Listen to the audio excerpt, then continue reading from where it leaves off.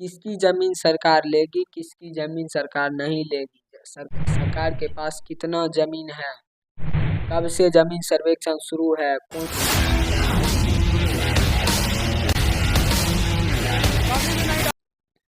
तो आइए इस वीडियो में हम बताते हैं कि जमीन सर्वेक्षण है क्या, किसकी जमीन सरकार लेगी, किसकी जमीन सरकार नहीं लेगी, सरकार के पास कितना जमीन है, कब से जमीन सर्वेक्षण शुरू है, कौन कौन से गांव में जमीन सर्वेक्षण होगा। तो चलिए बिना देर किए वीडियो को शुरू करते हैं। चैनल पर नए हैं तो चैनल को सब्सक्राइब कर लें, इसी तरीके की जानकारी आप सभी को मिलती रहेगी। तो सबसे पहला चीज की जमीन सर्वेक्षण है क्या। जमीन सर्वेक्षण में आपके जमीन को जो है वो री अपडेट कर दिया जाएगा। मतलब कि अगर आपका जमीन आपके दादा आपके परदादा के नाम पर है तो उसमें आप वंशावली लगाकर उस जमीन को आप अपने नाम पर कर सकते हैं। जमीन सर्वेक्षण में किसकी जमीन सरकार लेगी, सरकार की जो गैर मंजरुआ जमीन होता है उसको सरकार अपने कब्जे में लेगी, अतिक्रमण करेगी और सरकार को ये पता चले कि उसके पास कितना जमीन है, इसके लिए जमीन सर्वेक्षण किया जाता है। 45,000 गाँवों में जमीन सर्वेक्षण करना है, मतलब पूरा बिहार का ही जमीन सर्वेक्षण होना है। उसके बाद 20 अगस्त 2024 से ये जमीन सर्वेक्षण शुरू हो चुका है।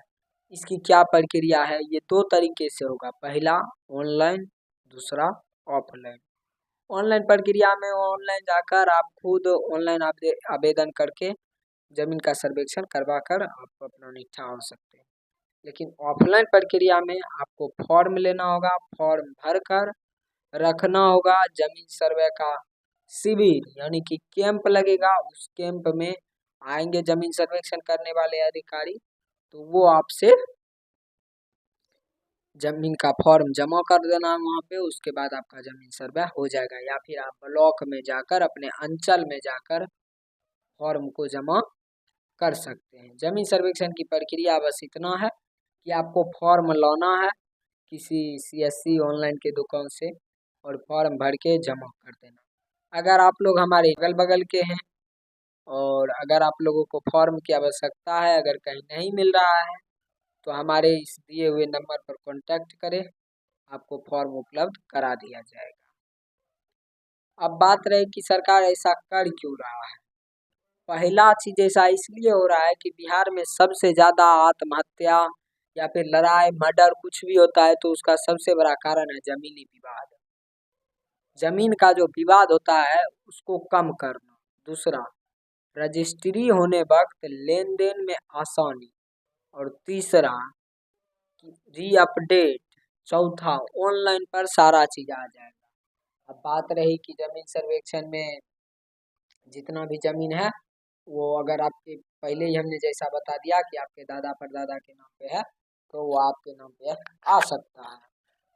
शर्त यही है कि आपको वंशावली लगाना है और बिना वंशावली के आपका जमीन भी वो नहीं होगा। और अगर आपका गैर मंजरुआ जमीन नहीं है तो आप निठार हैं, आपका जमीन सरकार नहीं लेगी। और फॉर्म नंबर 2 भर कर देना अनिवार्य है। अगर आपका जमीन वंशज का है तो फॉर्म नंबर 3 भी भरे। अगर किसी भी जमीन में किसी भी तरह की लड़ाई चल रही है तो उसमें दोनों पक्ष के लोग भरेंगे, तब जो है उस जमीन का सर्वेक्षण में थोड़ा सा समस्या आएगा, लेकिन उसमें भी फैसला सुना दिया जाएगा और जो निदान होगा उसके हिसाब से जमीन का कर दिया जाएगा। बाकी किसी भी तरह की समस्या हो, किसी भी तरह की जानकारी के लिए इस दिए हुए नंबर पर कांटेक्ट करें। तब तक के लिए जय हिंद, वंदे मातरम।